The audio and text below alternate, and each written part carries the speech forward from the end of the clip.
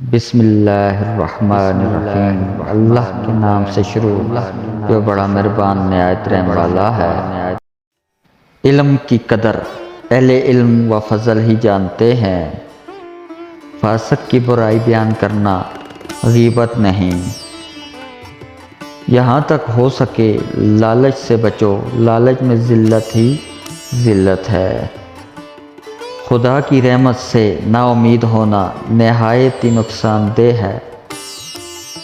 علم تمہاری ایسے حفاظت کرتا ہے جیسے ماں بچے کی، عارف دنیا اور خدا کا دوست ہوتا ہے۔ کم بولنا حکمت، کم کھانا صحت اور کم سونا عبادت ہے۔ سخاوت کے ساتھ احسان رکھنا نہایت کمینگی ہے۔ علامات محبت یہ ہے کہ اطاعت کے ساتھ ہی محبوب کی ناراضگی سے ڈرے۔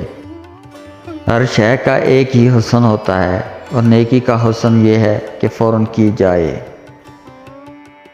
جس نے کسی کی غیبت سنی گویا اس نے خود غیبت کی۔ جو شخص دوسروں کے غم سے بے غم ہے آدمی کہلانے کا مستحق نہیں۔ راہ حق کے رہبروں کا پہلا مقام توبہ اور استغفار ہے، قبل اس کے کہ بزرگ بنو علم حاصل۔ بھوکے شریف اور پیٹ بھرے کمینے سے بچو۔ جس نے علم پڑھ کر بھلا دیا وہ بد نصیب ہے۔